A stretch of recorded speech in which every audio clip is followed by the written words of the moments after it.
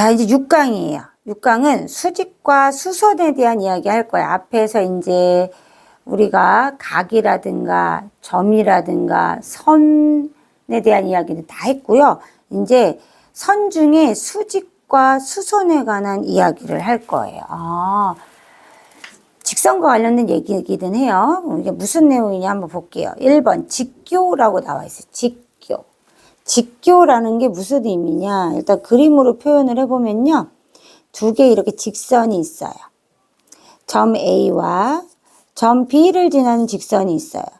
그래서 직선 AB 이렇게 표현하죠? 직선 배웠었어요. 그죠? 그 다음에 직선 C하고 D를 지나는 요 직선이 있어요. 직선 CD가 있어요. 이 사이에 요 각들이 생기죠. 이걸 선생님이 뭐라고 했냐면 교각이라고 불렀어요. 교각. 이 교각이 뭐가 되면 직각일 때. 직각일 때. 직각일 때 이 두 직선은 직교한다 라고 이야기할 수 있어요. 그죠? 그래서 얘를 선생님이 기호로 나타내면 직선 AB하고요. 직선 CD가 직각에서 이렇게 표시해요. 얘가 수직으로 만난다는 뜻이에요. 그래서 기호로 이 수직의 기호를 꼭 기억을 해둬야 돼요. 얘는 이 두 직선은 직교한다라는 뜻이에요. 수직으로 만난다라는 거예요. 직각이다라는 거예요. 교각, 이 사이의 교각이 90도이다 이런 뜻이에요. 알겠죠? 자, 두 번째는 수직과 수선이에요. 얘는 위에서 봤듯이 두 직선이 직교할 때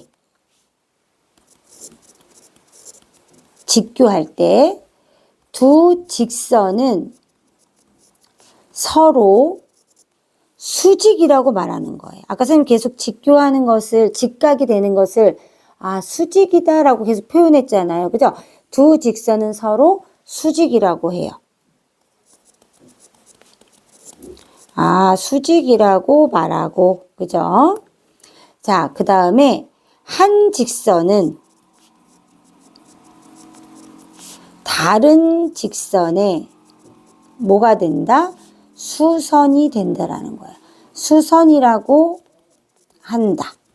이런 뜻이에요. 그런 뜻이구나. 그래서 선생님 이제 예를 들면 이런 거죠. 위에 그림을 통해서 예를 들면 직선 AB의 수선은 이라고 물어보면 뭐라고 대답하면 돼요? 직선 CD가 되는구나 라고 생각하면 돼요. 이해됐죠? 그죠? 또는 어떻게 표현할 수 있냐면 직선 AB는 직선 CD에 모이다 라고 얘기할 수 있어요. 수선이다 이렇게 표현할 수 있다는 거예요. 둘의 관계는 수직 관계구나 라고 얘기할 수 있고요. 이해됐죠? 이렇게 이야기할 수 있겠구나 라는 겁니다. 자, 세 번째는 수직 이등분선에 관련된 거예요. 자, 선분 AB가 있어요. 선분 AB, 끝이 있다는 거죠? 끝이 있는 이 선분 AB가 있어요. 자, 이때 직선이 이 사이에 이 중심점이 M인데 직선 하나가 이렇게 뚫고 지나가요. 이 직선을 L이라고 합시다. 이때 이 직선 있죠? 이 L을 우리는 뭐라고 하냐면 수직 이등분선이라고 부르는 거. 얘를 수직 이등분선이라고 부르는 거예요. 이해되죠? 그죠? 다시 설명해 볼게요. 직선 L이 선분 A, B의 중점 M을 지나고 선분 AB에 반드시 뭐로 만나야 되냐면 수직으로 만나야 돼요. 그래서 여기 앞에 수직이란 말이 붙은 거예요. 그죠? 아, AB에 수직일 때. 수직일 때. 자, 이 직선 L은 선분 AB의 수직 이등분선이다. 자, 이렇게 얘기한다는 거예요. 이라고 한다는 거예요. 이라고 한다라고 쓸게요. 선분이라고 한다.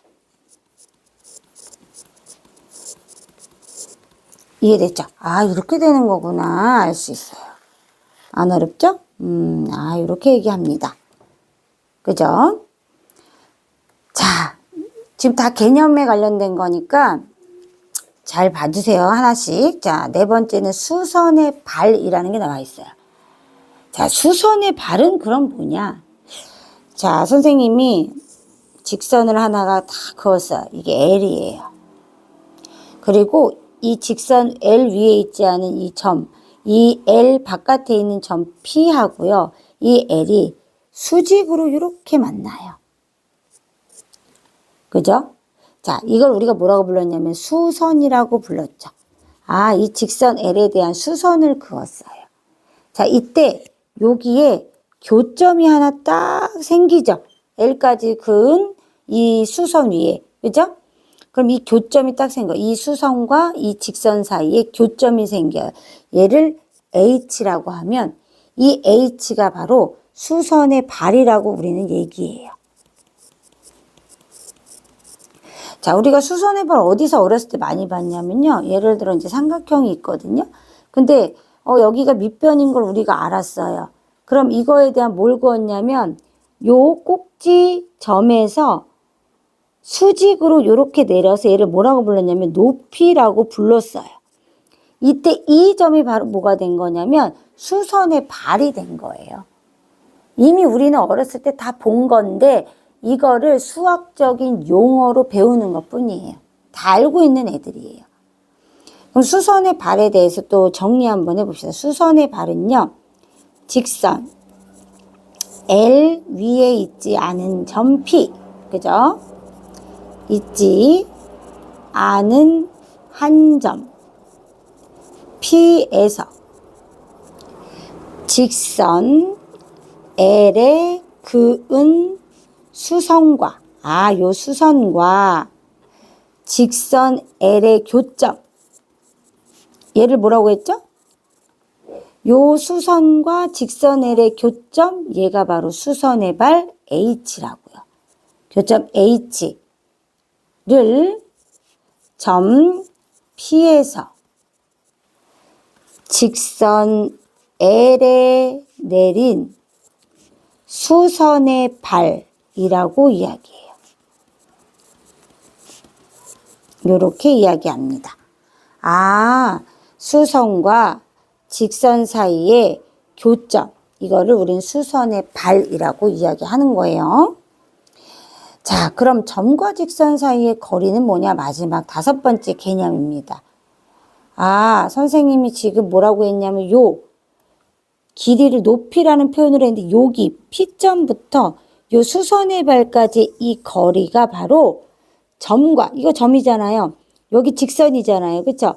직선 사이의 거리가 되는 거예요. 그래서 얘가 점과 직선 사이의 거리. 그래서 우리는 모든 앞으로 거리는 이렇게 가장 짧은 거리 있죠. 우리가 예를 들어서 이렇게 갈 수도 있잖아요. 그죠? 요렇게 갈 수도 있잖아요. 이런 거리들은 우리가 점과 직선 사이의 거리로 규정하지 않아요. 가장 짧은 거리, 바로 수직으로 내린 이 거리를 늘 요걸 활용해서 모든 문제를 해결하거든요. 그래서 이게 점과 직선 사이의 거리예요. 점과 직선 사이의 거리는 반드시 점에서 수선의 발까지의 거리를 의미하는 거예요. 그래서 우리가 어렸을 때 초등학교 때도 이 높이를 바로 점과 직선 사이의 거리로 측정한 거예요. 가장 짧은 거리. 그죠? 그래서 점과 직선 사이의 거리는요, 직선 L 위에 있지 않은 한 점. 누구? P에서 직선 L에 내린 수선의 발 H까지의 거리를 의미해요. 그래서 우리는 보통 PH의 길이를 의미하는 거예요.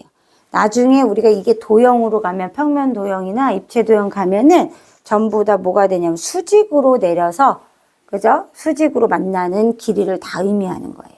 가장 짧은 길이라고 생각해도 돼요. 여기까지 필기할 거예요. 자, 일단 직교 필기하시고요. 2번까지 필기하세요.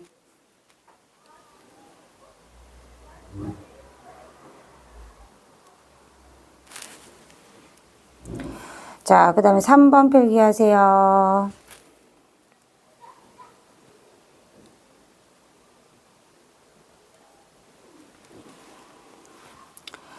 자, 그 다음에 4번 필기하세요.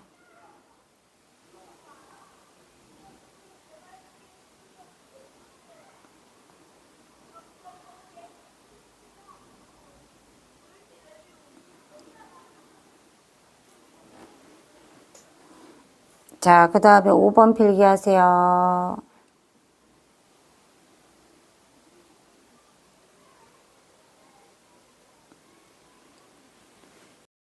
내용들이 우리가 이제 5가지의 개념을 배웠는데 여기 이제 문제는 어떻게 적용되느냐 한번 보겠습니다. 자, 6-1번에 보니까 점 B에서 CD까지의 거리면 뭘로 만나야 된다 그랬죠? 아, 수직으로 만나야 돼요. 그죠? 이렇게 수선이 돼야 돼요. 자, 이때 이 거리, 수선으로 만난 이 거리 있죠? 이 거리가 바로 뭐가 된다? 점과 직선 사이의 거리가 된다 그래서요. 그죠? 그래서 x는 8이 될 거예요. 그 다음에 점 D와 BC 사이의 거리도 역시 수직으로 만나야 돼요. 얘 안 돼요. 그죠? 수직으로 만난 이 거리가 돼야 돼요. 그래서 y는 6이 돼야죠. 그래서 x 빼기 y는 8 빼기 6이니까 2가 되겠죠.